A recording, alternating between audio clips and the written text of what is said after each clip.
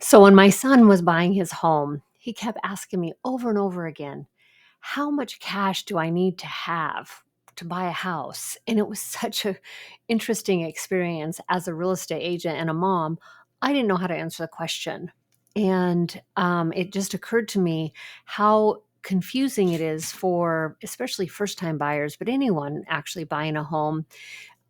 How much cash do I need? So, Mariah and I have put together a webinar and we're going to go over some things to talk about that. So, number one, we found this great graphic and wanted to share it. So, average closing cost by state in Washington, for every $200,000 of mortgage with a 20% down payment, you're looking of about 2 to 2,250 in closing costs. And so, what does that? Where does that come from? What does that mean? And there's really three parts that make up the cash to close. So when we're talking about how much cash do I need, we're talking about cash to close. So the first thing is your down payment, and a lot of people are that's where all the energy goes, is how much do I need for my down payment? And that's a big piece of it. A lot of buyers think that they need more money for the down payment than they actually do, and this is where it makes it hard to answer that question of how much do I need, because you may not need as much as you think you do when it comes to the down payment. And so the key thing here is to be talking to both experienced real estate agents and mortgage lenders to find out about down payment assistance programs. Sometimes there's homes in certain areas that qualify for less down payment.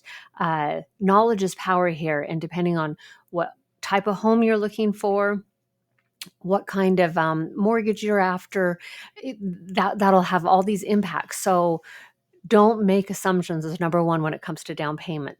So what's the other thing? What we're talking about with closing costs, or cash to close, is actually closing costs. And this is going to come primarily from your lender. They're going to give you some numbers that will comprise, their fees, the fee for the appraisal, the fee for like running your credit, and the fee for processing the documents. And they'll outline all of those for you. We'll go over these in a little bit more detail.